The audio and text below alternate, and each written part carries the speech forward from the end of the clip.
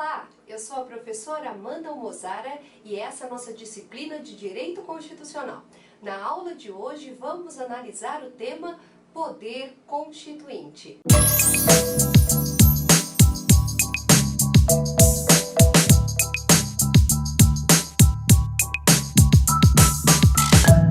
Muito bem, começamos a falar sobre o Poder Constituinte.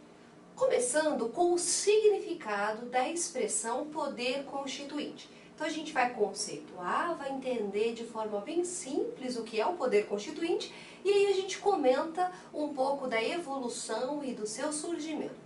Muito bem, o que é o poder constituinte?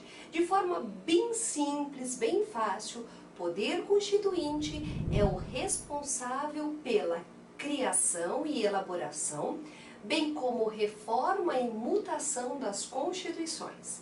Então, o poder constituinte é o poder de criar e alterar uma constituição. Da forma mais simples possível, a gente tem esse conceito para que você comece a compreender o termo inicialmente. Então, se o poder constituinte é o poder responsável pela criação e reforma, alteração da Constituição, como se dá o surgimento deste poder? Muito bem, o poder constituinte, ele é fruto de uma profunda mudança de mentalidade da Idade Média para a Idade Moderna. Isso acontece especificamente no século XVIII na França. Com a substituição do teocentrismo para o antropocentrismo, em que sai do centro a figura religiosa e entra no centro das relações a figura humana, desenvolve-se o chamado racionalismo. O racionalismo, desenvolvido então no século XVIII, decorrente da reflexão iluminista, ele traz uma concepção organizacionista da sociedade. E aí você fala, professora, mas está começando a complicar para mim. Olha só, é bem simples. A ideia básica é que a partir de agora, nós não temos mais no centro das relações uma figura ligada a algum aspecto religioso, a algum aspecto divino. É o ser pelo ser, o ser para o ser. Então, é o ser humano no centro das relações.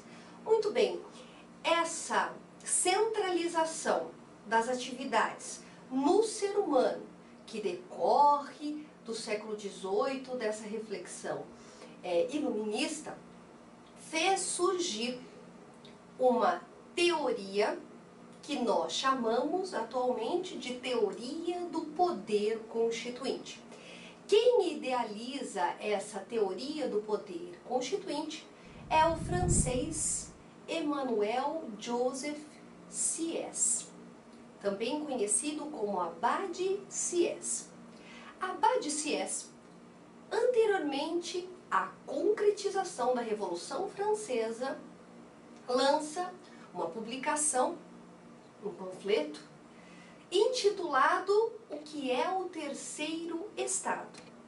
E nessa publicação, Abad Sieyès questiona exatamente o terceiro Estado. Aí você fala, professora, mas não sei nem quem é o primeiro, o segundo, como que eu vou saber quem é o terceiro?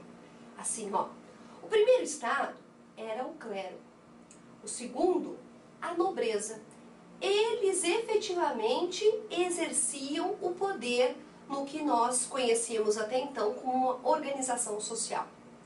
A partir do século XVIII, decorrente desse pensamento do Abad Sieyès, surge a reflexão de que esse poder também decorre do povo, o que Sieyès chamou de terceiro Estado.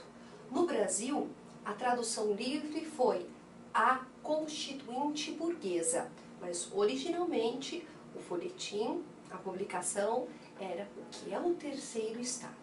Muito bem, e da teoria do Abad surge então a ideia de origem popular popular do poder. Por isso o terceiro estado. Origem popular do poder. E aí você fala, professora, mas como assim origem popular do poder? O Abade questionava o papel do povo na sociedade. Então, qual é o papel do povo no seio social? Tecnicamente, ele não chamava de povo, e sim nação. Mas para nós, e para fins de provas, a gente utiliza sim a palavra povo. Povo aqui tem a conotação de conjunto de indivíduos ligados a um território. Este povo representa sim uma força como Estado. E este povo, por consequência, seria detentor da possibilidade ou da atribuição de elaborar um documento com características de superioridade. Então, se o povo é detentor do poder, por que não o povo poder elaborar uma Constituição com características de superioridade? Este documento, intitulado Constituição, é o que nós conhecemos hoje. Por que a terminologia Constituição? Porque cria, porque dá nascimento às regras vigentes naquele Estado. Então, o Abade vislumbrava a existência de um poder de origem popular que ele intitulou de poder constituinte. Só que esse poder, que era de titularidade do povo, não se confundia com os poderes constituídos por ele. Esses poderes ordinariamente constituídos, ou pelo poder do povo criado, são os poderes, no plural, legislativo, executivo e judiciário. Então a gente não pode confundir o poder constituído com o poder constituinte. O que diferencia o poder constituinte é a existência de um poder de origem popular, que possibilita a elaboração de um documento que é o documento máximo naquele Estado. Neste documento existirá uma disciplina sobre ou